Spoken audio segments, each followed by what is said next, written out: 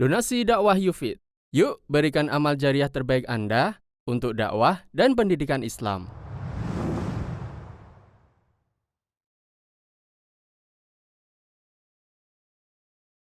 Alhamdulillahi Rabbil Alamin.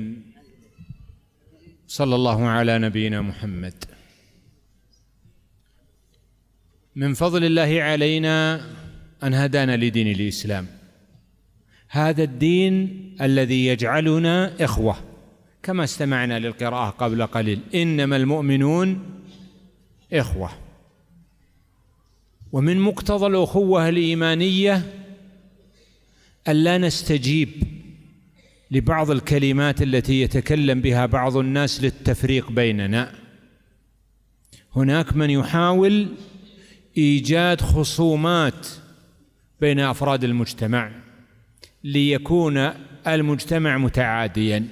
مثال ذلك الزوج والزوجة، جاءت الشريعة بجعل العلاقة بينهما مبنية على الرحمة، كما قال تعالى: ومن آياته أن خلق لكم من أنفسكم أزواجا لتسكنوا إليها وجعل بينكم مودة ورحمة إن في ذلك لآيات لقوم يتفكرون.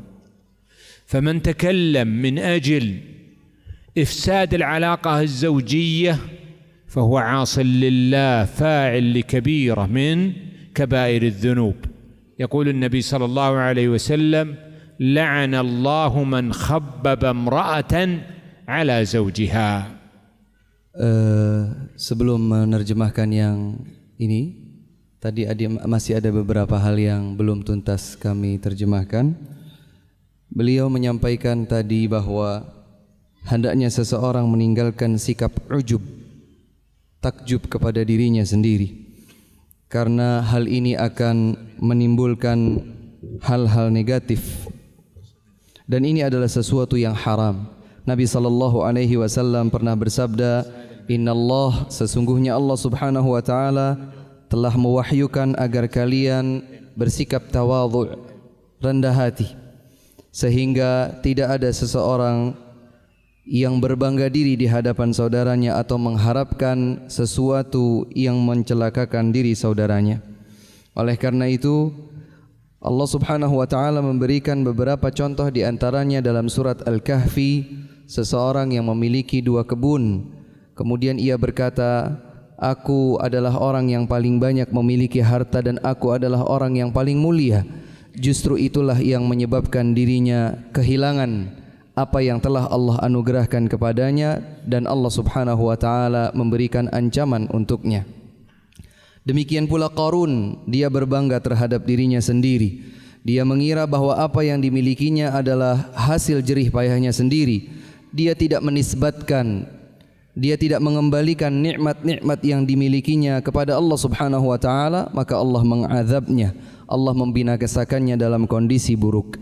Maka waspadalah dengan lisan masing-masing di antara kita, jangan sampai kita terhina di dunia apalagi di akhirat kelak. Dan di antara sikap buruk ketergelinciran lisan adalah tatkala seseorang dengan berani mengatakan bahwa orang lain tidak berhak untuk mendapatkan ampunan Allah Subhanahu wa Ta'ala. Dia berkata, fulan tidak akan mendapatkan maghfirah dari Allah. Ini adalah ucapan yang mungkar, ini adalah dosa yang besar. Nabi sallallahu alaihi wasallam menyampaikan hadis qudsi bahwa Allah Subhanahu wa Ta'ala akan berfirman, siapa orangnya yang dengan berani mengatakan bahwa aku tidak akan mengampuni fulan, aku justru telah mengampuninya dan aku akan menjadikan orang yang berkata tadi berada di neraka jahanam wal'iyadzubillah.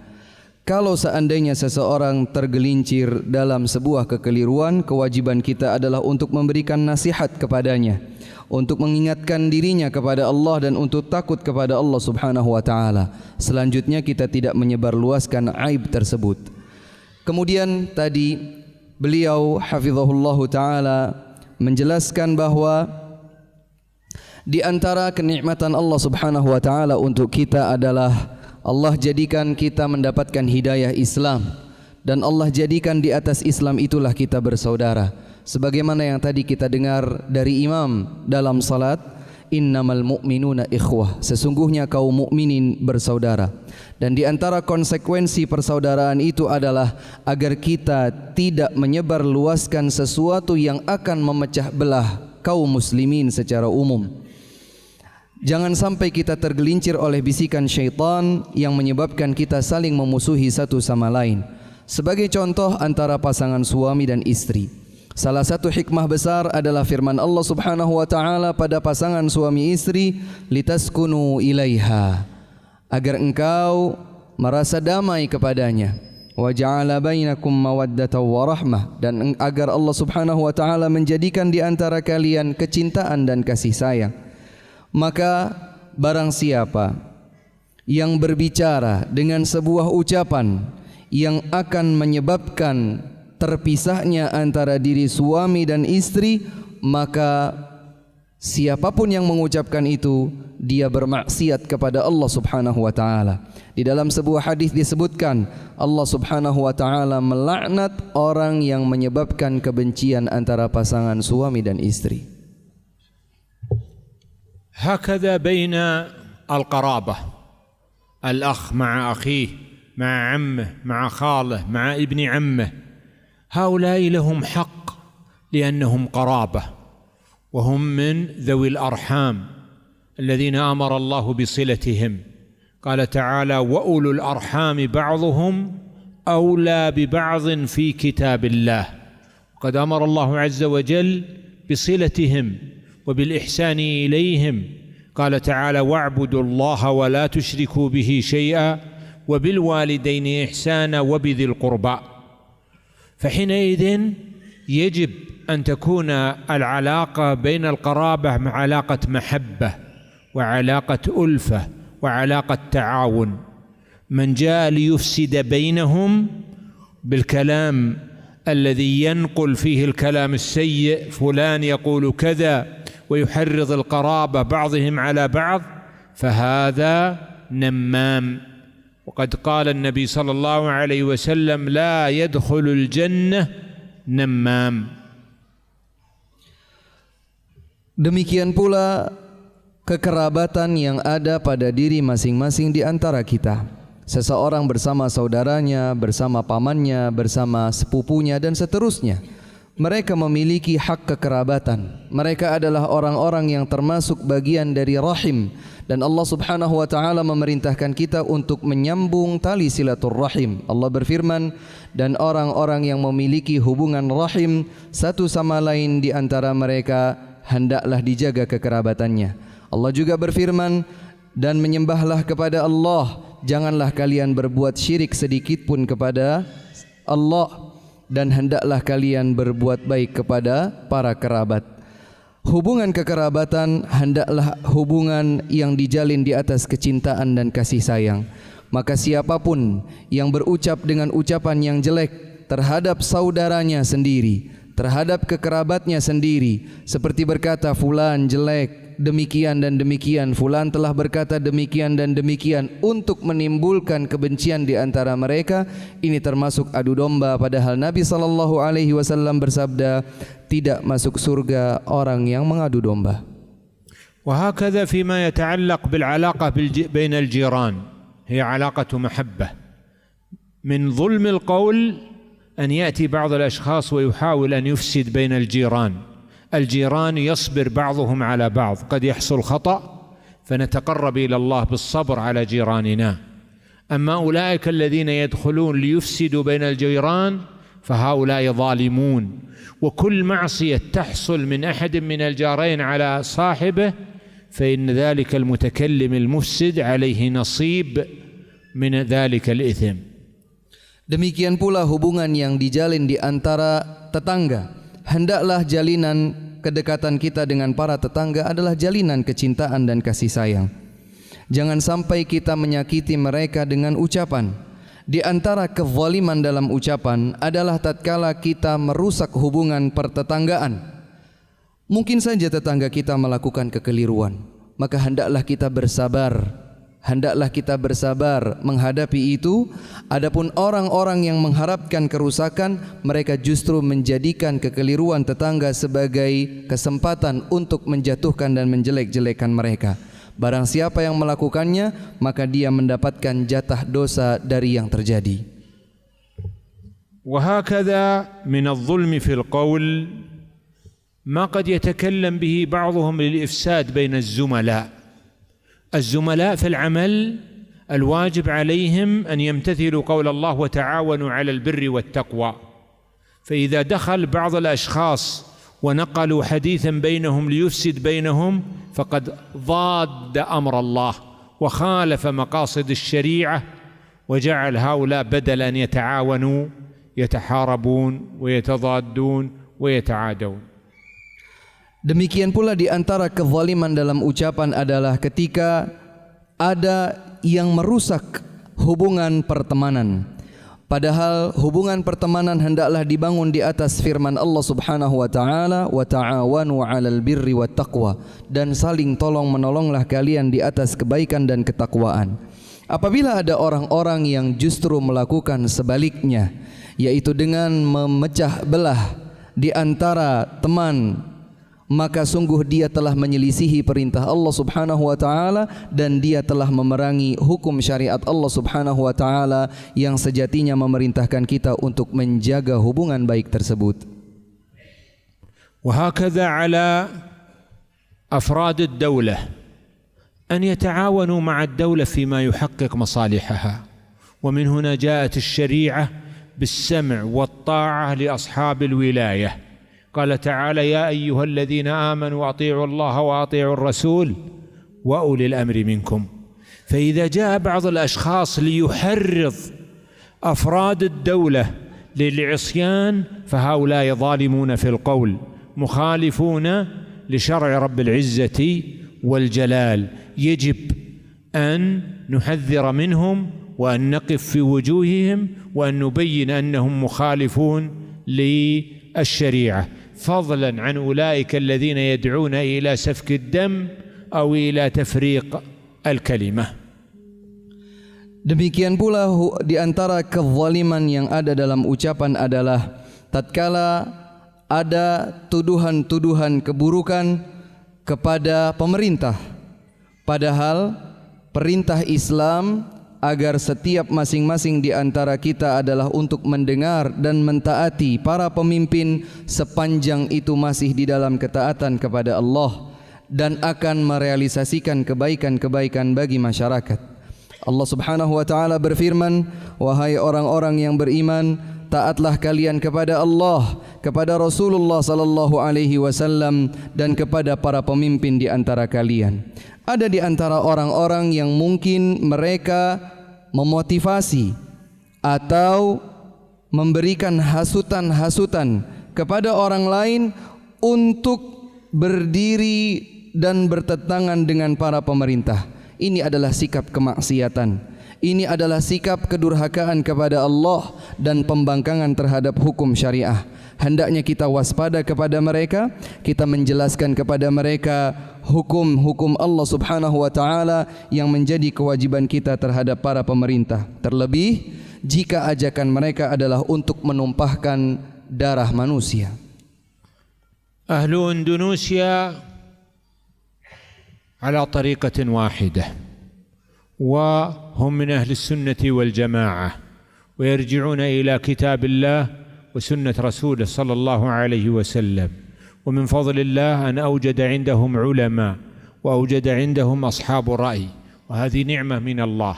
فمن أراد أن يظلمهم بالقول من خلال تفريقهم وزراعة طوائف أخرى غير متناسبة مع هذه البلد وأهلها تؤدي إلى أن يقتتل الناس وأن يتعادوا كما وجد في دول أخرى، فحينئذ يجب أن نقف في وجهه بدون مجاملة تقربا لله عز وجل، حفاظا على وحدة هذا البلد وتآلف أهله واجتماع كلمتهم، امتثالا لقول الله تعالى: واعتصموا بحبل الله جميعا ولا تفرقوا.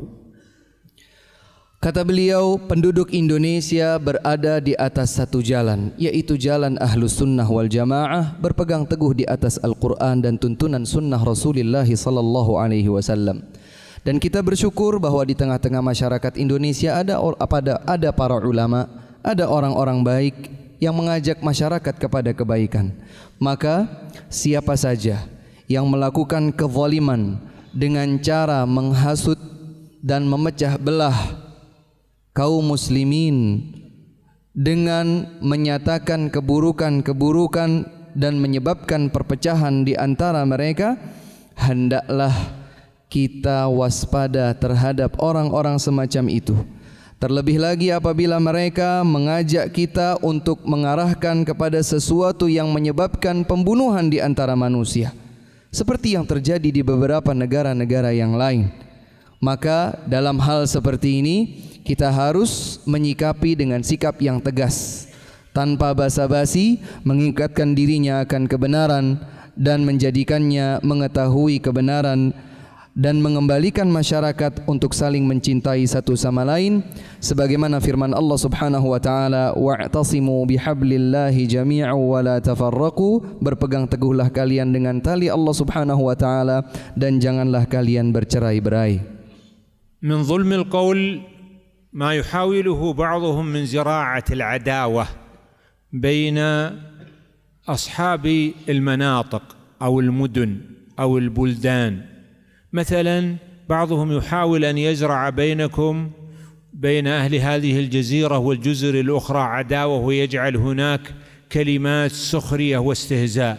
يجب أن نقطعها، لأن هذا تؤدي إلى تفرقة المؤمنين ويخالف النصوص التي جاءت بالنهي عن السخرية بالآخرين. بعض الناس يحاول أن يقدح في بعض الدول المجاورة ويستنقصهم.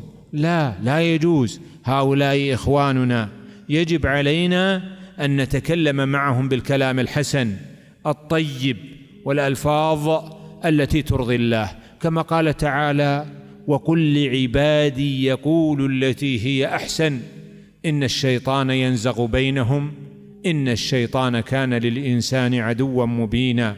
وقال تعالى: وقولوا للناس حسنا.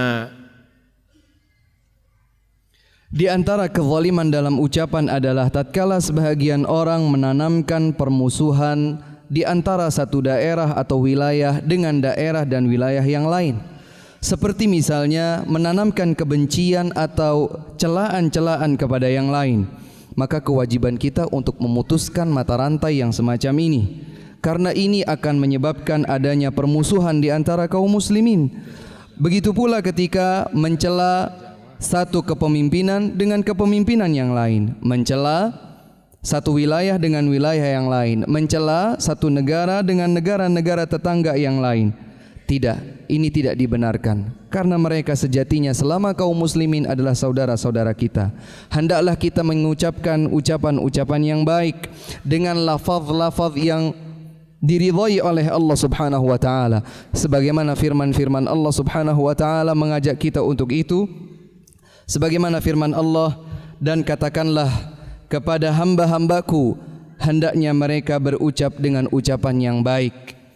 Dan Allah Subhanahu wa taala juga berfirman, wa qulu linnasi husna, ucapkanlah kepada manusia dengan ucapan yang baik. بعض الناس يأتي ببعض النكت التي تحتوي على استنقاص لأهل المدن الأخرى أو أهل الجزر الأخرى أو بعض الدول المجاورة. هذا لا يجوز، ويجب الرد على من يتكلم بمثل هذا الكلام، وبيان أن هذا الكلام وهذه النكت حرام تسخط الله عز وجل.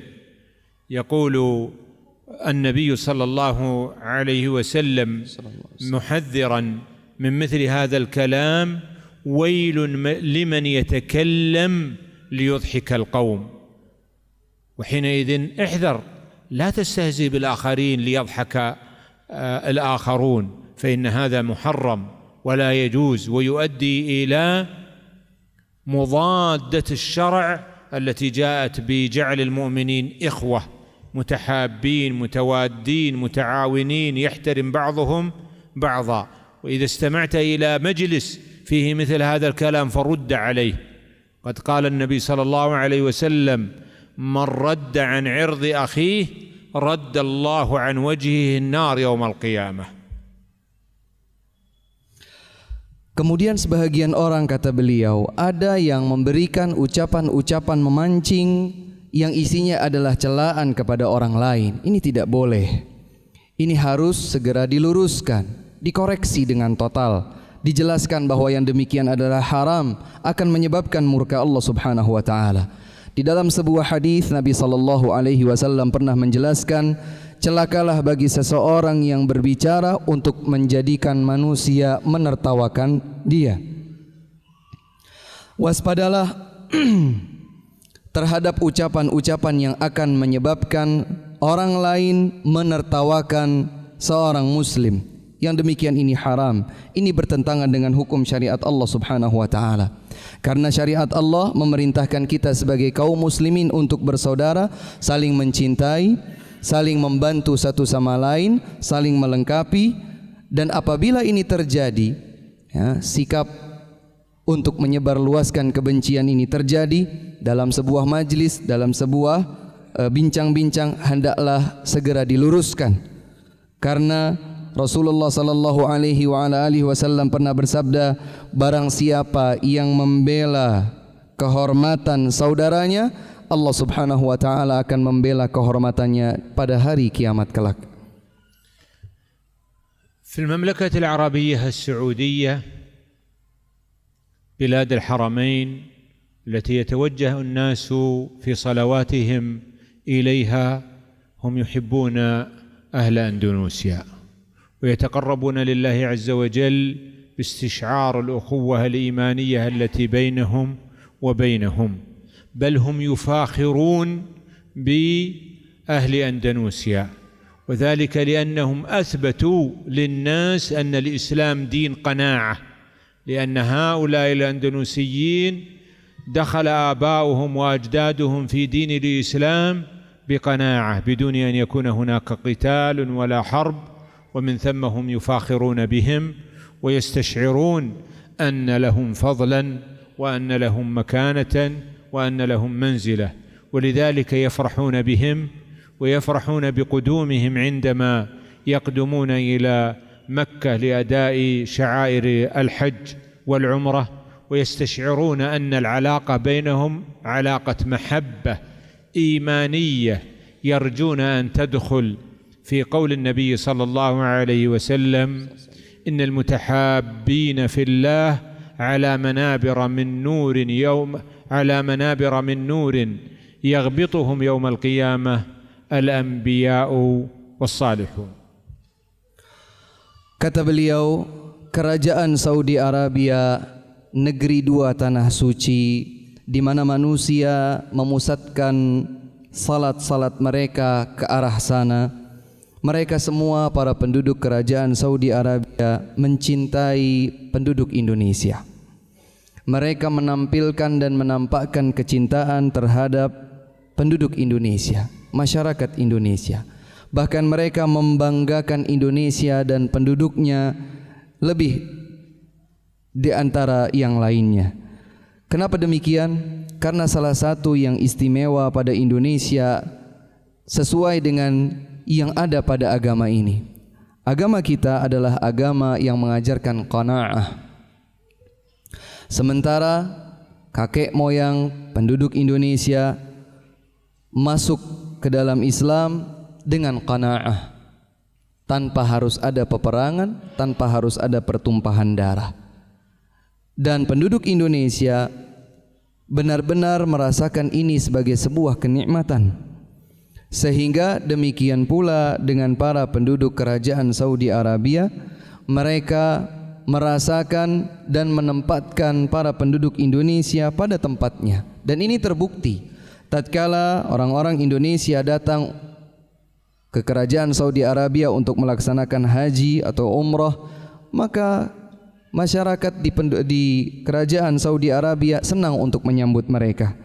Hubungan antara kami, kata beliau, dengan penduduk Indonesia adalah hubungan kecintaan di atas iman, sebagai bukti sabda Nabi sallallahu alaihi wa ala alihi wasallam, innal mutahabbina fillah, sesungguhnya orang-orang yang mencintai karena Allah, yang saling mencintai karena Allah, sungguh nanti mereka akan berada di atas mimbar-mimbar dari cahaya, dan hal tersebut akan membuat iri para nabi-nabi dan rasul. يقول النبي صلى الله عليه وسلم: إذا أحب أحدكم أخاه فليخبره بأنه يحبه وأنا أحبكم في الله عز وجل وأرجو أن أنال بمحبتكم أن يحبني الله سبحانه وتعالى. Apabila salah seorang di antara kita mencintai saudaranya, maka hendaklah ia menyampaikan hal tersebut kepada saudaranya, sebagaimana disebutkan dalam sebuah hadis. Nabi sallallahu alaihi wa ala alihi wasallam menganjurkan kita untuk melakukannya, dan aku berharap aku termasuk orang-orang yang bisa mengamalkan hal tersebut. Aku mencintai kalian semua karena Allah Subhanahu wa taala. Tuhibbunani? Akhbiruni. Apakah kalian juga sama mencintaiku? Kabarkan aku. Insyaallah نحن وإياكم ممن يدخل في قول النبي صلى الله عليه وسلم: سبعة يظلهم الله في ظله يوم لا ظل إلا ظله، وذكر منهم رجلين تحابا في الله اجتمعا عليه وتفرقا عليه. Dan kita semua berharap semoga dengan kecintaan di jalan Allah itu kita termasuk salah seorang di antara yang disebutkan dalam sabda Nabi sallallahu alaihi wasallam, ada 7 golongan yang akan mendapatkan naungan dari Allah Subhanahu wa taala di hari di mana tidak ada naungan kecuali naungan darinya. Dan Nabi sallallahu alaihi wasallam menyebutkan salah satu di antara mereka adalah 2 orang yang saling mencintai karena Allah, berkumpul karena Allah dan berpisah pun karena Allah. ومن محبتي لكم أن أرشدكم إلى الطريق الذي تصلون به إلى الفردوس الأعلى في الجنة، الذي يقول فيه النبي صلى الله عليه وسلم: إذا سألتم الله الجنة فاسألوه الفردوس الأعلى فإنه أعلى الجنة وأوسطها. Dan di antara kecintaanku kepada kalian adalah aku akan mengabarkan kepada kalian hal-hal yang bisa mengantarkan kita semua menuju surga tertinggi, yaitu surga Firdaus, di mana Nabi sallallahu alaihi wa ala alihi wasallam pernah bersabda, apabila kalian memohon kepada Allah surga, maka mintalah Al-Firdaus. Sesungguhnya Al-Firdaus itu adalah surga yang tertinggi dan berada paling tengah. عندنا 6 صفات. Saya ingin menyampaikan ada 6 sifat نصل بها إلى الفردوس الأعلى, yang dengannya kita akan menyampaikan diri, yang dengannya kita akan sampai kepada Firdaus yang tertinggi. انتبهوا 6 صفات فقط. Perhatikan, hanya 6 saja. تريدونها؟ Kalian semua ingin insyaallah? متأكدون تريدونها؟ Yakin mau? اسمع لقول الله عز وجل: Dengarlah firman Allah Subhanahu wa taala ini. قد أفلح المؤمنون Sungguh orang-orang yang beriman telah beruntung, الذين هم في صلاتهم خاشعون, yaitu mereka yang khusyuk di dalam salatnya. الصفة الأولى الخشوع في الصلاة. Sifat yang pertama adalah khusyuk dalam salat. اقرأ. Nah, والذين baca. Selanjutnya, هم عن اللغو معرضون. dan mereka adalah yang menjauhkan diri dari segala sesuatu yang sia-sia. ما هو اللغو؟ هو ما لا فائدة فيه. Apa itu yang sia-sia? Yang tidak ada manfaat sama sekali padanya. الكلام الذي لا فائدة فيه اجتنبه. Ucapan yang tidak ada manfaatnya sama sekali, tinggalkanlah. العمل الذي لا فائدة فيه اجتنبه. Perbuatan yang tidak ada manfaatnya sama sekali juga tinggalkanlah. الصفة الثالثة Sifat yang ketiga, والذين هم للزكاة فاعلون. yaitu mereka yang senantiasa menunaikan zakat. والصفة الرابعة Sifat yang keempat, والذين هم لفروجهم حافظون. yaitu mereka yang senantiasa menjaga kehormatan kemaluan mereka. إلا على أزواجهم أو ما ملكت أيمانهم فإنهم غير ملومين. Kecuali manakala ditempatkan untuk pasangan-pasangan mereka, istri-istri mereka dan budak-budak mereka, maka itu tidak terlarang. فمن ابتغى وراء ذلك فأولئك هم العادون. Dan barang siapa yang melakukan selain hal tersebut, mereka itu adalah orang-orang yang melampaui batas. الخامسة والذين هم لأماناتهم وعهدهم راعون.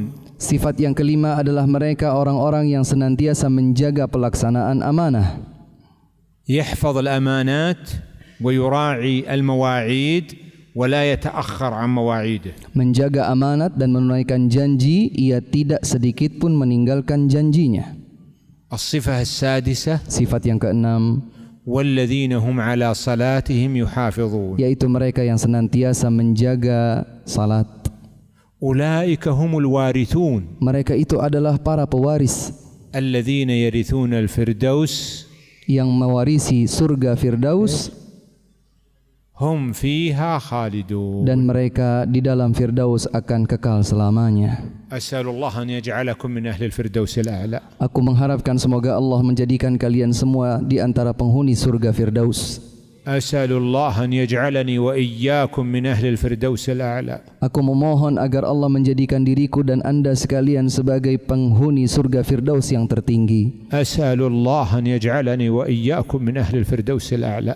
Aku mengharapkan kepada Allah agar menjadikan diriku dan anda sekalian sebagai penghuni surga Firdaus yang tertinggi. اللهم اعصم ألسنتنا من السوء. Ya Allah, jagalah lisan-lisan kami dari semua yang buruk. اللهم لا تجعلنا نظلم بألسنتنا أحدا. Ya Allah, jangan jadikan kami orang-orang yang menzalimi diri kami sendiri dengan lisan-lisan kami. اللهم طهر ألسنتنا من الكذب. Ya Allah, sucikanlah lisan kami dari dusta. أسأل الله جل وعلا أن يصلح قلوبنا جميعا. Aku memohon kepada Allah agar Allah menjadikan hati kita semua baik. اللهم اجمع كلمتنا ووحد صفوفنا وآمنا من شر أعدائنا.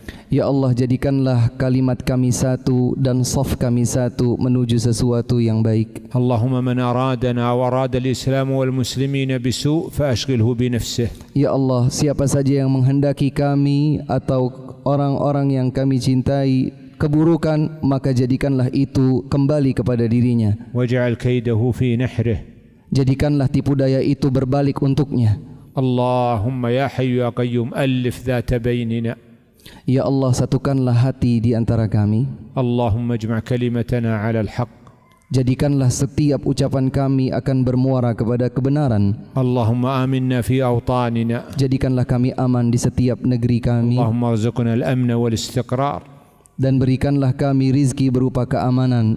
بارك الله فيكم وفي أموالكم وفي أولادكم وأصلح الله قلوبكم وجميع شأنكم. هذا والله أعلم وصلى الله على نبينا محمد. Semoga Allah Subhanahu wa taala memberkahi kalian, memberkahi harta kalian, memberkahi anak-anak kalian, dan semoga Allah Subhanahu wa taala menjadikan kita sebagai hamba-hambanya yang baik. Assalamualaikum warahmatullahi wabarakatuh. Donasi dakwah Yufid. Yuk berikan amal jariah terbaik Anda untuk dakwah dan pendidikan Islam.